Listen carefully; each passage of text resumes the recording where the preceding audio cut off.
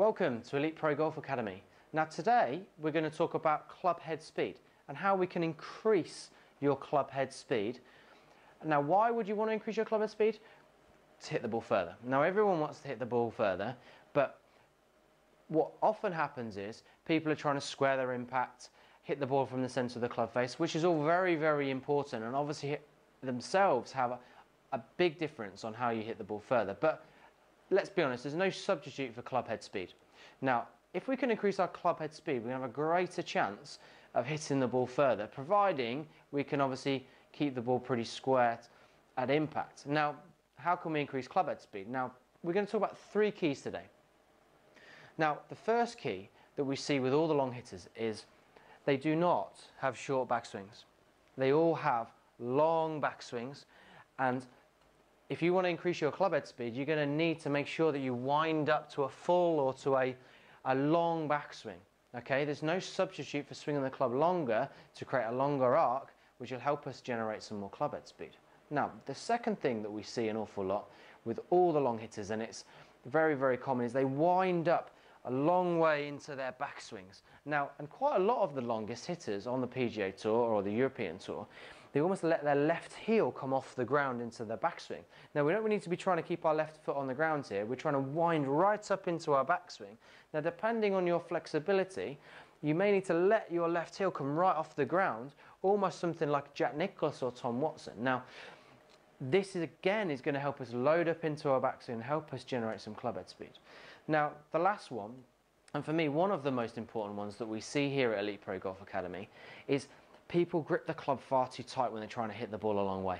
They tense up with their hands and arms, and then they are throwing the body at the golf ball, and unfortunately this kills all of our speed. So if we've done the first two correctly, we've made a longer backswing, we've loaded into our back foot, now we've got a really good chance of delivering the club with some greater club head speed into the ball. Now, but if you grip the club tightly, you're almost throwing all that extra speed away. So what we're going to do is we're going to try and let our hands and arms feel quite loose and quite soft, so that we can try and get our hands and arms and the club head to whip at the bottom of the swing and create us some extra club head speed.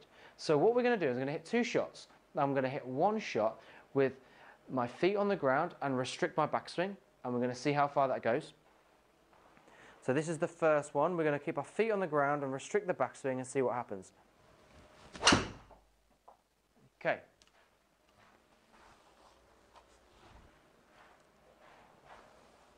Okay, fairly solid. Just pulled the ball a little bit to the left. Okay, so I hit that ball, went 265 yards through the air and 291 total. But let's have a look. The club head speed was 105 miles an hour. Now let's see if I can increase my club head speed. Okay, so I'm going to longer backswing. I'm going to wind up into my right side. I'm going to allow my left heel to come off the ground. I'm going to soften my hands and arms and really try and whip that club as fast as I can through the ball and see what happens. Okay.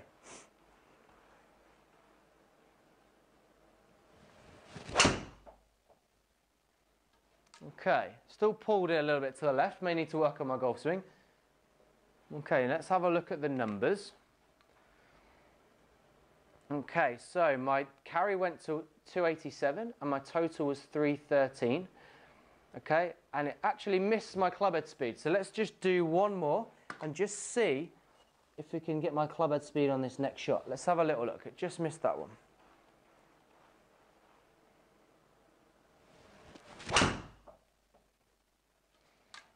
Okay, better shot, slight pull again. Let's have a little look on that one. So, again, similar distance, 284, 312. Club head speed jumped to 113 miles an hour. So, by working on these three keys, you can see how your club head speed can go up. Now, sometimes when club head speed goes up, ball direction can tend to go off. But if we train club head speed in the way we've just talked about, we've got a greater chance of hitting the ball further.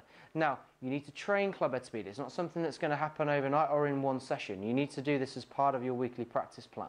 So, add this into your practice plan, work on the three keys, and you'll notice your club head speed starting to increase in. Now, why do we want to hit the ball further? Well, not simply just to please your mates or to brag to your mates, but also to help us shoot lower scores.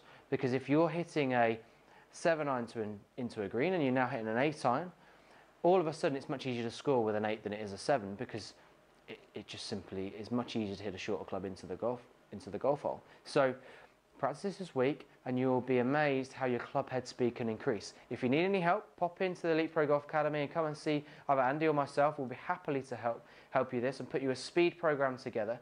If you haven't already subscribed by clicking the link below, and we look forward to seeing you soon.